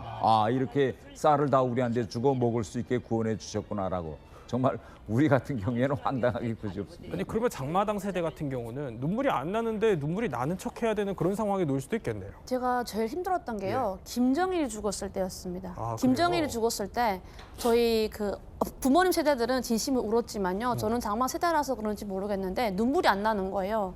근데 저도 왜 눈물 안 나는지 모르겠어요. 근데 진짜 눈물이 안 나는데 우는 척을 해야 되는데 이게 그냥 우는 척 해서 되진 않아요. 그러다 보니까 주변에서 막 누가 울면은 저도 막 꼬집으면서 눈물 흘렸습니다. 그런데 근데 이게 또 웃긴 게 애도 기간이 3일이 아니라 국가 애도 기간이라 해가지고요. 시간이 길어요. 7일 되는데 그 7일 동안 우는 척 해야 되고 슬픈 척 하는 게 정말 괴로웠어요. 그렇군요. 네, 근데 제가 보기에는 주변에 같은 세대들은 다 비슷하게 더 우는 척 하는 것 같더라고요.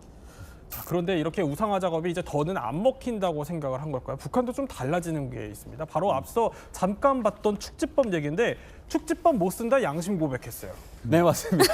아니, 말이 좀 웃긴데요. 2020년 5월 이 노동신문에 나왔던 기사입니다. 그 기사 내용을 보면요. 만일 축지법이 있다면 그것은 인민대중의 축지법일 것이다 라고 써 있었는데 사실상 이 축지법이란 것을 할 수는 없었고 선대가 했던 이 우상화는 좀 과장이 심했는데 지금부터 우리가 이야기하는 건 조금 이제 진짜일 것이다 라고 좀 이 밑밥을 까는 듯한 이런 기사를 좀 내보냈습니다. 그렇군요. 그러니까 이제부터는 좀 진짜일 수도 있다라는 이 얘기인즉슨 김주애를 두고 이제 핵 건설에 동참한 컴퓨터 천재다 이렇게 얘기를 하는 거예요. 이건 먹힐까요? 글쎄요. 어느 정도 먹힐지는 저건 좀 약간 먹힐 것 같아요. 왜냐하면 북한의 대부분 이제 저 김주애 연령대 애들은 인터넷을 다룰 줄 모릅니다. 인터넷도 없고 북한에는. 그런데 김주애는 집에도 아마 인터넷이 다 있을 겁니다. 그러다 나니 컴퓨터와 관련한 세상 돌아가는 형편은 잘 알 거고 제가 런던에서 김정은의 친형 김종철을 같이 이제 생활해 보니 컴퓨터 진짜 잘합니다. 그래요? 잘해요? 컴퓨터 잘하고 뭐 이메일 잘 보내고 뭐 이거 진짜 잘해요, 실제. 그러니까 김주애가 처한 저런 환경에서 같은 동년배들에 비하면 당연히 잘할 수밖에 없죠. 매일 인터넷 만지는데. 네, 또 김주애가 진짜 컴퓨터 잘하는지는 김정은만이 알 것 같다는 생각이 들기도 합니다. 세 분과 함께 북한의 우상화 공식에 대해서 몰랐던 이야기 저희 한번 살펴봤습니다.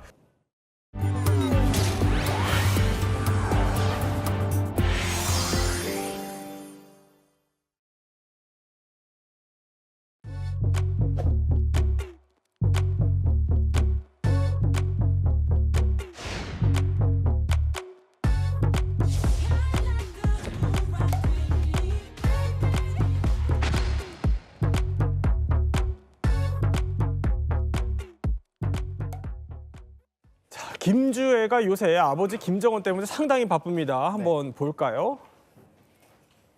자, 보면은 이게 삼지연 호텔인데 김정은이 새로 백두산 인근에 지었다라고 해서 준공 씨가 저렇게 김주애를 데리고 갔고요. 손을 꼭 잡고 여기저기 호텔을 둘러보고 있죠. 자, 다음 또 볼까요? 바빠요. 요새는 이제 금수산 태양궁전 여기도 갔어요. 여기는 새해가 시작되자마자 김주애를 데리고 갔는데 여기 뭐냐? 김정일, 김일성 시신이 안치되어 있는 곳입니다. 북한판 피라미드라고 해도 거의 과언이 아닐 정도인데 여기 김주애를 정장 입혀놓고 딱 센터에 세워놨습니다. 자, 또 바쁩니다. 어제 공개된 거는 자 이렇게 김주애를 기념관, 파병군인 기념관에 데리고 가서 저렇게 삽질도 하게 하고요.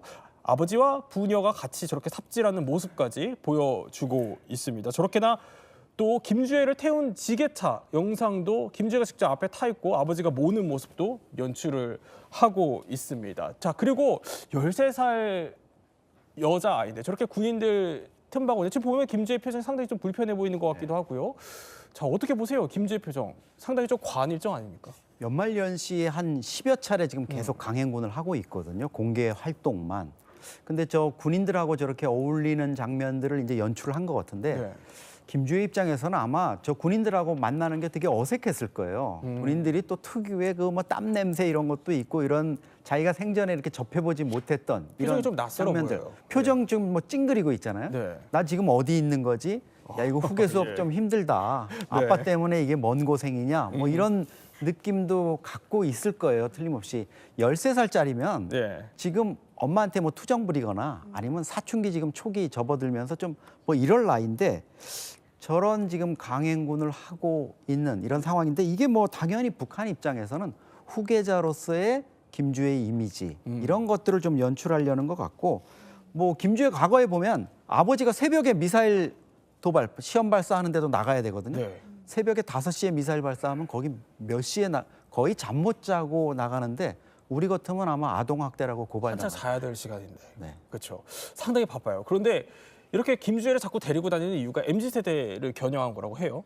그렇죠. 이 MZ세대들 입장에서는 저런 모습들을 보면서 김주애가 아버지와 과거와 다르게 소통하는 이런 모습들을 볼 거예요. 그러니까 무오류의 수령 뭐 이렇게 어려운 사람만 느꼈는데 직접 지게차도 운전하고 또 자기 딸하고 어떤 뭐 이런 소통하는 모습들 이런 것들 보면은 좀 친근한 지도자, 북한에서 요구하는 뭐 아버지, 어버이 지도자 이런 이미지를 지금 연출하고 있는 거죠. 아, 그렇군요. 그러니까 어떻게 보면은 MZ세대 마음을 좀 사로잡기 위한 그렇죠. 저거 사실 상당히 위험한 겁니다. 원래 지게차 저거 김정은 면허도 없을 거예요. 지게차 저거 북한에서 면허가 필요할까요? 운전 저거 아무나 하는 거 아니거든요. 그리고 저 지게차 짐 싣는 저 포크라는데 지금 실었잖아요. 앞에, 저거 우리 같으면 당장 산업안전법으로 고발당하는 거예요. 그래요? 안 되는군요. 저렇게. 저거 위험하죠.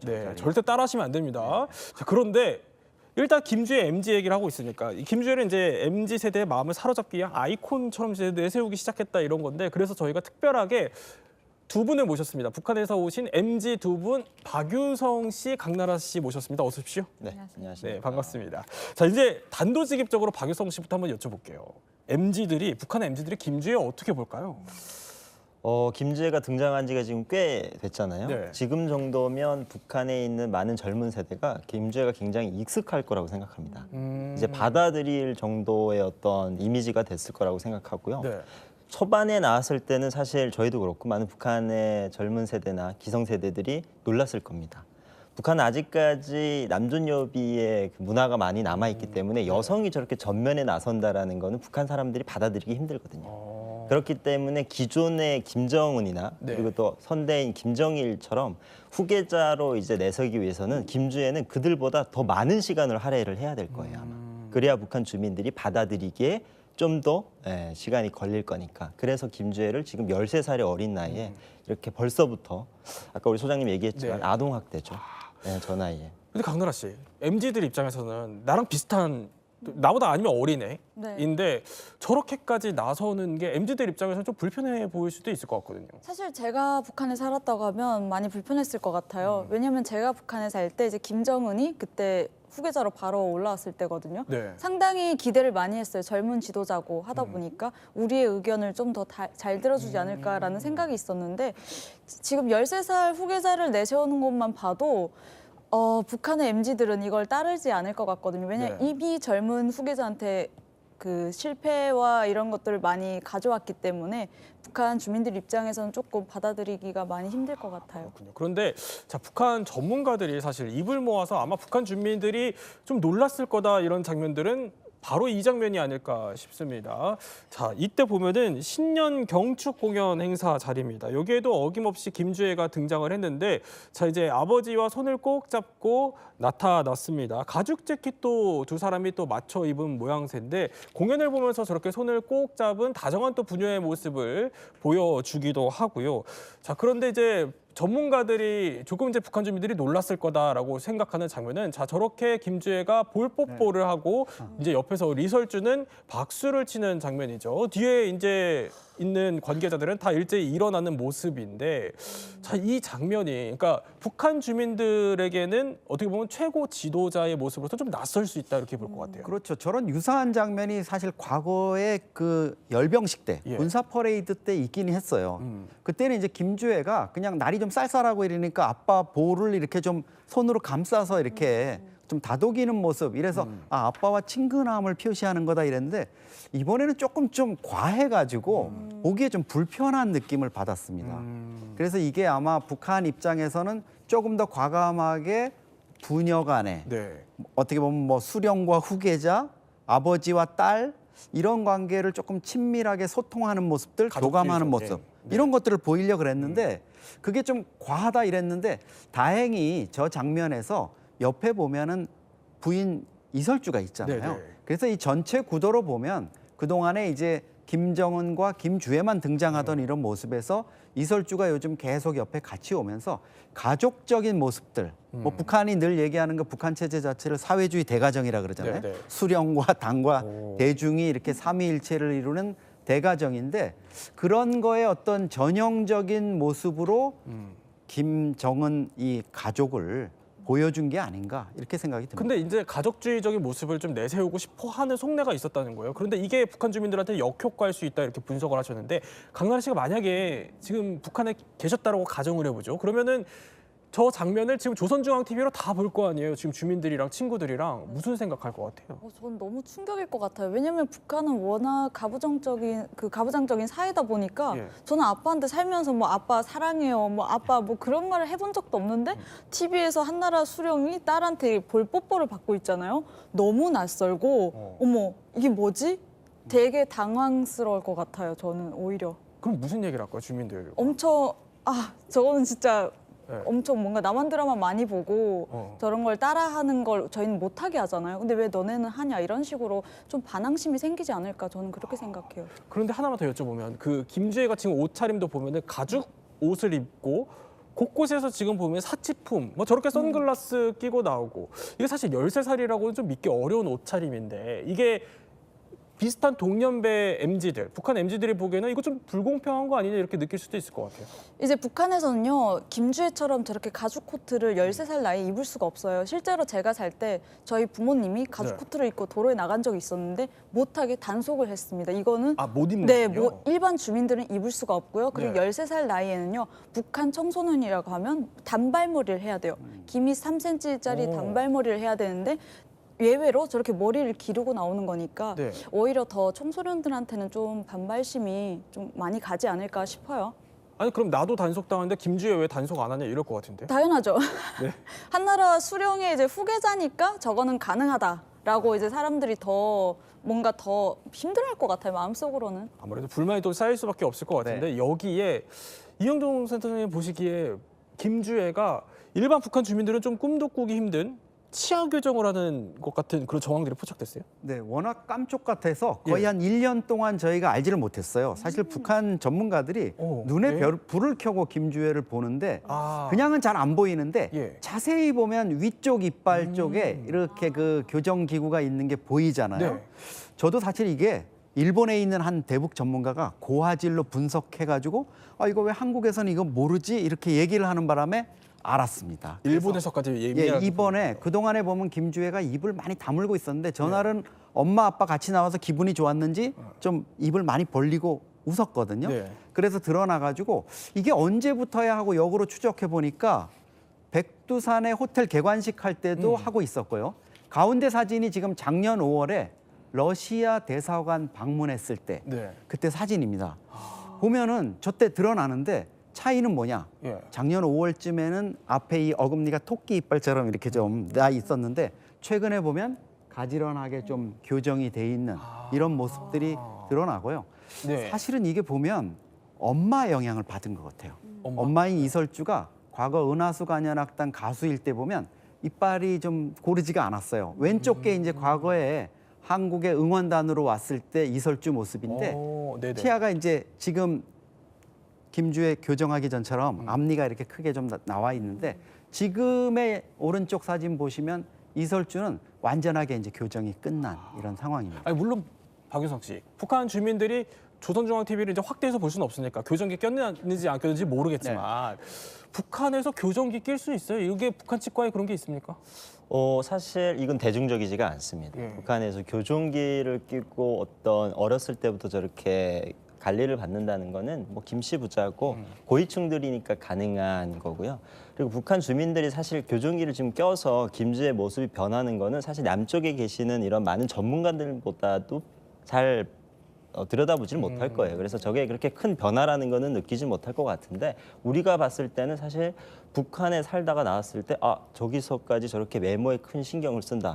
이거는 북한에서 이제 후계자를 위해서 북한이 정말 세밀한 것까지 좀 준비를 하고 있구나라는 어떤 방 중에 하나인 것 같아요. 어쨌든 MZ들이 보기에 북한 MZ들이 보기에 김주혜는 나도 못하는 머리를 기를 수 있고 가죽 점퍼를 입을 수 있고 그런데 교정도 할 수 있고 자, 어떻게 보면 좀 특혜를 입고 있다라는 불만으로 이어질 수 있기 때문에 심상치가 않을 수 있다는 겁니다. 그러니까 이 세대가 점점 자라날수록 체제를 더 다 잡아야 되는 김정은의 속내도 상당히 복잡할 수밖에 없는데 특히 이 MZ 세대가 이게 그러니까 우리 북한이 소위 알고 있는 그 배급으로 주는 그 배급 사회에 익숙하지 않고 오히려 더 장마당 세대에 익숙한 세대인 거잖아요. 그렇죠. MZ 세대 자체가 80년대 태어난 이제 세대를 지칭하는데 북한이 고난의 행군이라 그래서 배급이 다 끊기고 대량 하사자가 생겼던 게 1990년대 중후반이니까 80년대 태어난 이 친구들이 10대 한참 이제 민감하게 먹을 것도 많이 먹고 뭐 사회 변화에 민감할 때 이런 배급 단절이라든가 이런 걸 맛봤지 않습니까? 그리고 그 당시에는 이제 국가 배급이 끊기면서 자기가 생존을 위해서는 장마당에 가서 어떻게 해서든지 먹고 살아야 되는 이런 상황이기 때문에 MZ세대의 특성, 노동당이나 김정은 정권에 대한 부채의식이 없는 거죠. 당신들이 해준 게 뭐냐? 나 장마당에서 내가 알아서 먹고 살았다. 이런 부분이 있고 또 하나는 이제 장마당이 단순히 생활을 유지하는 생계의 차원만이 아니라 한류 문화나 이런 것들이 소통하는 장으로서 새로운 변화 또 외부 정보에 민감하게 대응하는 이런 세대로 자라난 거죠. 아니 그러니까 부채의식이 없다는 얘기예요. 그리고 자본주의 생리에 더 익숙하다라고 하면은 김정은에 대한 불만도 상당할 것 같은데요. 그렇죠. 이제 이 MZ세대, 사실 우리가 이제 MZ세대라고 이제 북한의 젊은이들을 이제 명칭을 하는 건데 북한에는 정확하게는 미공급 세대입니다. 그러니까 공급을 받던 세대와 못 받던 세대로 나누는데요. 미공급? 네, 공급을 받지 못한 세대인데 그게 이제 MZ세대인 거고 그 MZ세대들이 이제 김정은이 이제 정권을 이어받고 그들에게 해준 게 뭐냐라는 어떤 그런 의문점들을 많이 가지게 하는 거죠.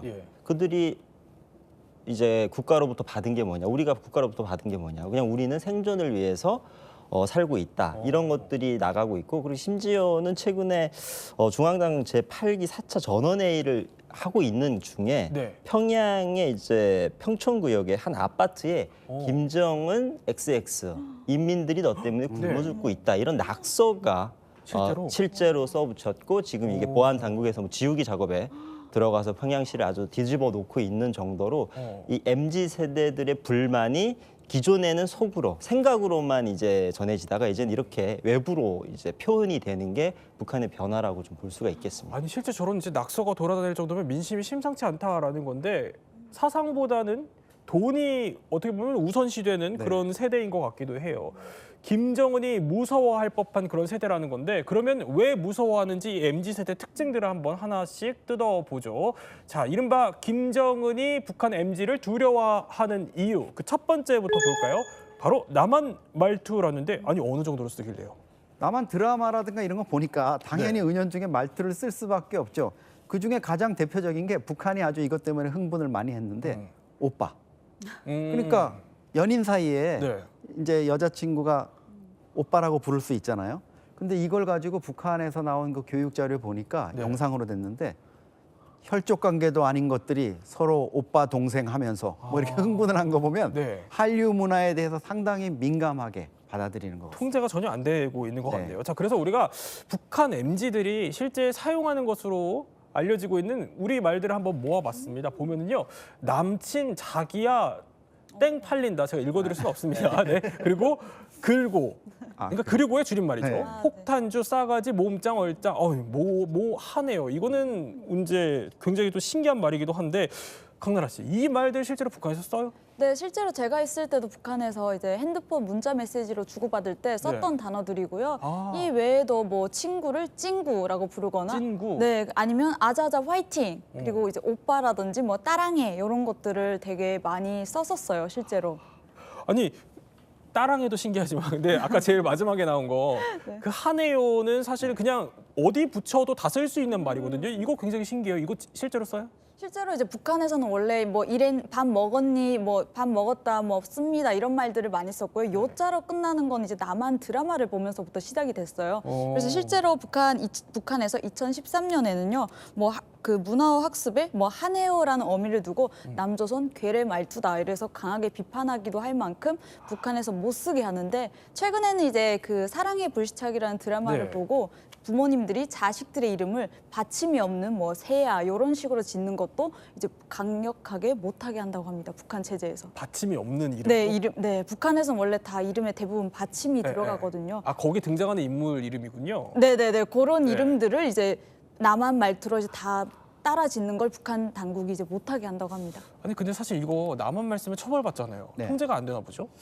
지금 뭐 그 한 번 이 남한 드라마를 보고 버린 눈을 어떻게 그걸 다시 잡겠습니까? 정말 뭐 누워도 그 드라마만 생각나고 이러는데 북한이 아무리 뭐 이런 것들을 단속을 하기 위해서 강력한 처벌을 하고 이렇게 해도 이게 안 잡히는 거죠. 뭐 특히 SNS가 없지만 문자라든가 이런 것들을 통해 가지고 이제 이런 걸 주고받는 거 이런 것들을 금하고 심지어 뭐 말투, 서체 이런 것까지 다 금지시키고 있지만 이게 통제를 되기는 이미 선을 넘은 거를 김정은이 제일 많이 알고 있을 것 같고요. 아마 높은 확률로 김주애가 그 모범을 보이지 않을까 이렇게 생각을 합니다. 자, 그런데 이 북한 MZ들 사이에서 한국어가 얼마나 퍼졌는지 아니 일부러 북한 말을 연습까지 해요? 네, 실제로 이제 북한에서는 친구들끼리 제가 학교 다닐 때까지만 해도 막 한국 말투를 많이 따라했어요. 그래서 반에서 제일 잘하는 친구가 있어요. 그럼 그 친구가 되게 유행을 선도하는 친구거든요. 부러움의 대상이었는데 실제로 북한 당국이 이렇게 학생들이 많이 쓰다 보니까 남한 말이 아닌 북한 말을 이제 평양말 이런 것들을 문화어를 배우는 시간도 이제 방과 후에 내올 만큼 북한에서 북한 말에 신경 쓴다고 합니다. 그렇군요. 자, 그러면 이렇게 북한 말을 두려워하는 건 남한 말을 두려워하는 건 알겠습니다. 자, 그럼 김정은이 두려워하는 이유, 북한 MZ를 두려워하는 이유 두 번째는 노트텔. 이건 뭡니까? 이렇게 딱 들으면 일단은 우리한테 굉장히 생소한 단어죠. 노트텔. 우린 사실 쓰지 않는 전자제품입니다. 이게 이제 중국에서 생산이 돼서 간단하게 이제 여기에다가 DVD. 이거군요. 네, DVD나 아니면 USB 칩 같은 것들을 꽂아서 이제 영상을 시청할 수 있는 굉장히 작은 노트북 사이즈의 영상 기기예요. 그래서 이게 이제 중국에서 북한으로 굉장히 많이 유입이 됐는데 이게 이제 북한에서 선풍적인 인기를 끌고 있습니다. 일단 북한이 이제 전력 사정이 안 좋기 때문에 큰 TV라든지 이런 것들을 돌릴 수가 없어요. 그런 걸 또 돌린다고 했을 때 남들이 보는 눈도 있기 때문에 이 작은 이런 기계를 가지고 한국의 드라마를 시청하는데 굉장히 이게 편리한 거죠. 그래서 이게 이제 북한에서 굉장히 선풍적인 인기를 끌고 있고 이제 이게 김정은이 어떻게 보면 굉장히 기피하는 그런 전자제품 중에 하나죠. 아니 근데 사실 이거 일일이 다 뺏어서 감시할 수 있는 거 아닙니까? 이제 감시를 하긴 하지만 워낙에 대량으로 많이 이제 중국에서 북한으로 유입이 되기도 하고 또 이제 굉장히 크기가 작기 때문에 숨길 수 있기가 편합니다. 그래서 북한 주민들이 검열이나 이런 거 왔을 때 여기저기다 이제 잘 숨겨서 요거를 계속 이제 유지를 하고 보고 있고 심지어는 장마당에 나가서 이걸 구매하려고 해도 대란이어서 심지어는 구매하기가 어렵다고 합니다. 그 정도로 굉장히 인기가 많은 제품입니다. 그 저렇게 비둘기, 참매, 가락지 뭐 이런 우회 프로그램까지 깔려 있으니까 더 잡기 어렵다는 거예요. 이걸 통해서 이제 남한 드라마나 이런 것도 다 볼 수 있다는 건데 자 어쨌든 이렇게 MZ 통제가 안 되니까 김정은 입장에서는 속이 탈 법해요. 그래서 이제 뭐 이것저것 내세우고 있다는데 저희가 한번 영상으로 준비를 해봤습니다. 김정은이 어떤 식으로 MZ 마음을 사로잡는지 자 첫 번째 영상 한번 볼까요?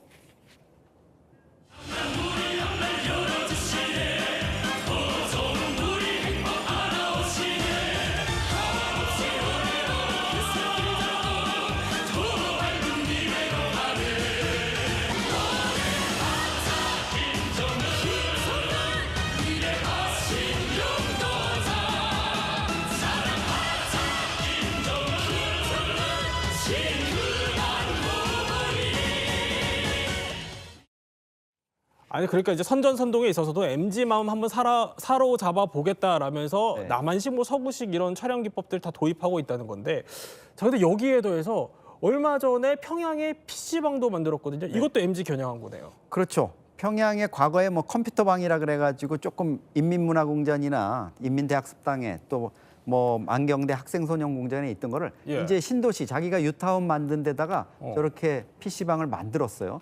지금 보면 PC방에 의자만 있어가지고 사실 컴퓨터가 없어가지고 좀 뭐 이게 뭔가 했는데 나중에 결국 보면 어디서 구해다가 이제 PC를 만들어 놨는데 PC방을 저렇게 공개를 했는데 저희도 무언 게임을 하나 보려고 봤더니 모니터 화면을 이렇게 모자이크를 많이 해놨어요. 지금 저기 보면은 뭔 게임을 하는지 알 수 없게 돼 있지 않습니까? 곰곰이 이유를 좀 생각해 보니까 일단 이 PC방이 우리 젊은 세대들이 보면 정말 경악을 할 텐데 PC가 저렇게 번듯하게 있는데 인터넷이 안 되잖아요. 지금 인터넷이나 뭐 이런 것이 없는 스마트폰이나 PC를 생각할 수 없는데 북한에서는 지금 청년들이 컴퓨터 게임을 하는데 그냥 인터넷이 연결 안 되는 상태에서 뭐 벽돌 깨기를 하는지 모르지만 그런 것들을 지금 노출시키지 않으려고 저렇게 해놨는데 북한 MZ세대들이 한류 드라마나 이런 거 통해 가지고 뭐 롤 게임 하는 것도 다 알고 있을 거고 여러 가지 다른 정말 세계를 흔드는 이런 K 컬처를 맛보고 있을 텐데 저런 식으로 뮤직비디오나 먹통 PC방 만들어 가지고는 대책이 안 되겠죠. 근데 여기서 한 가지 주목할 게 있어요. 뭐냐면은 자 김주애를 이제 우상화시키는 작업, 밑작업들이 곳곳에서 포착이 됩니다. 근데 여기에 PC방 이걸 좀 접목시킨 것 같아요. 뭐라고 하냐면요. 자 핵을 만드는데 김주애가 동참을 했다 이렇게 선전을 하고 있다는 겁니다. 그런데 김주애를 컴퓨터, 그러니까 아까 봤던 그 컴퓨터 천재로 지금 묘사를 하고 있다는 겁니다. 컴퓨터 잘한대요. 근데 아니 이런 우상화 작업을 강나라 씨 믿겠어요? 저는 사실 안 믿을 것 같아요. 왜냐하면 저는 이제 북한에 살 때 컴퓨터 교육이 프로그램 수업에 있었는데 실제로 저희는 못 들었고요. 일반 학교 다닐 때. 그리고 북한에서는 워낙 이제 세뇌 교육을 많이 하다 보니까 뭐 김정은이 4살 때 탱크를 몰았다 이런 식으로 다 말하다 보니까 김주애도 솔직히 뭐 확인이 안 됐잖아요. 저런 말은 쾌석할 수 있다고 생각이 합니다. 근데 박유성 씨 컴퓨터 천재일 수도 있잖아요, 진짜로. 진짜로 그럴 수도 있죠. 왜냐하면 어렸을 때부터 많이 접해서 이제 일반 사람들은 컴퓨터나 인터넷에 일단 접하지 못하지만 김주애는 뭐 인터넷을 자유롭게 접할 수 있는 어떤 환경을 가지고 있어서 천재일 수도 있죠. 예, 그래서 이제 저렇게 홍보를 하는 건데 사실 이거는 북한이 전형적으로 지도자들을 내세울 때 하는 겁니다. 이 지도자들이 어떤 남다른 능력을 가지고 있다는 걸 북한 주민들한테 끊임없이 홍보를 해야 되기 때문에 또 제일 요즘에 북한에서 젊은 층들이 관심을 갖는 게 컴퓨터, 해킹 이런 거기 때문에 이제 김주애가 그걸 잘한다라는 걸 이제 북한 주민들한테 홍보하기 정말 적합한 소재죠. 그래도 뭐 5살 때 운전했다는 것보다는 조금 더 설득력이 있어 보이기는 합니다만 좀 나아지고 있습니다. 그런데 이제 김정은이 MZ들을 더 두려워할 수밖에 없는 게 지금 북한 밖에서 전 세계적으로 MZ세대가 정부를 향해서 반체제 운동을 벌이고 있습니다. 세상을 바꾸고 있는 건데요. 자, 그 나라를 한번 정리만 해봐도 상당히 많습니다. 보면은 뭐 곳곳에서 지금 다 이렇게 전 세계적으로 MZ세대가 시위를 주도하고 있는데 이영종 박사, 이걸 보고 김정은도 느끼는 바가 클 것 같아요. 정말 심각하다고 느낄 겁니다. 작년 9월에 네팔에서 벌어진 일이야 뭐 그렇다 할 수 있는데 12월에 지금 이란에서 상황이 터졌잖아요. 이게 이란은 다른 국가들 달리 신정체제 국가고 북한이랑 좀 유사하고 친밀감도 있는데 지금 알리 하메네이가 뭐 해외로 망명할 것 같다는 얘기도 나오고 저기서도 지금 청년층이 주도해가지고 반체제, 특히 경제에 대한 불만이거든요. 식량이라든가 민생이 안 되는데 왜 해결 안 하느냐. 이런 부분이기 때문에 이거 정말 한국으로 아니 북한으로 밀어닥치는 거 아니야? 이런 생각을 김정은이가 좀 우려를 하고 있을 것 같습니다. 어떻게 볼까요? 김정은이 지금 MZ세대들을. 김정은이 지금 세계 각국에 일어나는 모든 일들을 본인한테 맞춰서 보는 것 같지는 않아요. 왜냐하면 정확하게 이 지금 모든 MZ세대들이 일어나고 있는 세계 다른 나라 일들과 북한의 MZ세대든 인터넷이라는 게 딱 다르게 작동하고 있습니다. 그러니까 북한의 젊은이들은 외부를 볼 수 있는 눈이 아직 없기 때문에 김정은 아직 약간 안심을 좀 하고는 있을 것 같은데 이게 이제 인터넷이라는 게 북한에 보고되는 순간 똑같이 이런 상황이 일어날 것 같으니까 김정은은 더더욱 앞으로 외부 정보를 더 철저하게 차단할 가능성이 더 크죠. 그렇군요. 또 언제까지 김정은이 안심할 수 있을지 더 지켜봐야 될 것 같다 이런 생각이 듭니다.